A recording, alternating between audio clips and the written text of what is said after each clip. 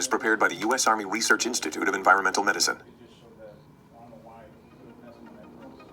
With soldiers operating in hot and humid climates, while wearing protective clothing, or performing intense physical activity, the chances of soldiers experiencing heat illness is on the rise as well.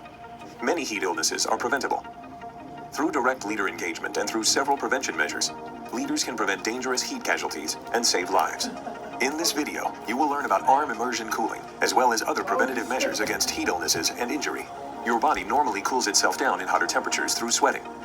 This way, you can maintain a steady body temperature during physical activity, but sometimes the body has trouble keeping up. A soldier can become overheated in any temperature if they do not rest or drink water regularly.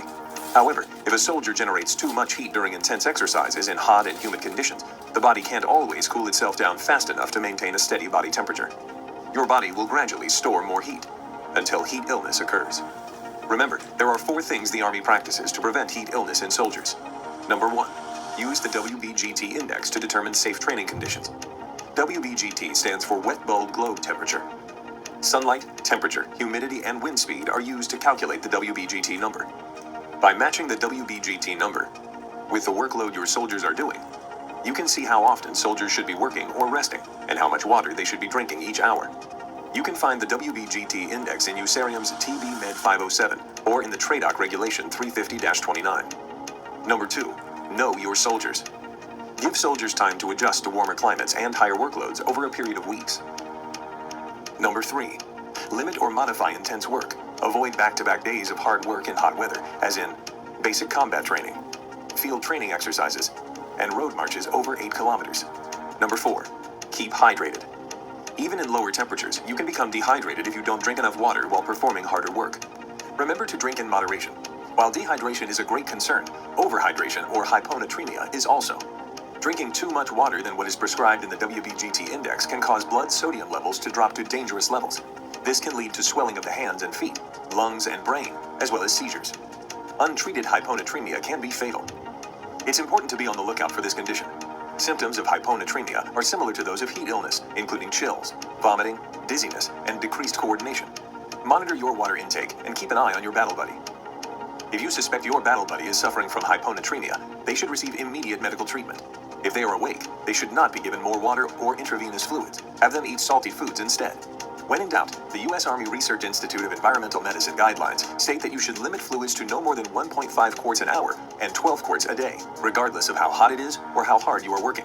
The Army uses many different methods to control heat illness risk in soldiers, including arm immersion cooling.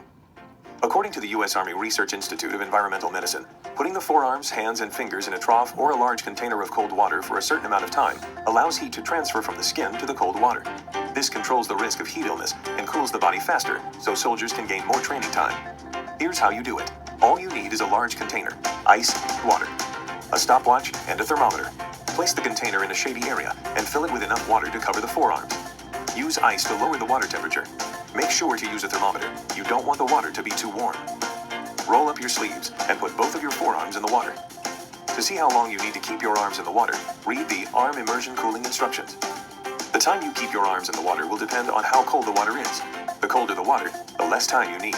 There is no proven risk of spreading germs in water that is colder than 80 degrees Fahrenheit.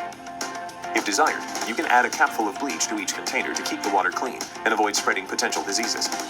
Change the water when it gets too dirty or when it gets over 80 degrees Fahrenheit. You can cool down several people per container, alternating people on each side, without wasting water. If you don't have a trough, you can use these items as water containers. You can use a cooler, a large bucket, a plastic tub, or even an empty, clean trash can. Remember, arm immersion cooling should be used as a preventative measure against heat illness and injury. If a soldier is already overheated, they should be treated immediately. Heat illness is an obstacle soldiers can face while operating in hot and humid environments, and it's also 100% preventable. The U.S. Army Research Institute of Environmental Medicine provides the arm immersion cooling instructions to help optimize warfighters' health and performance in extremely hot and humid conditions.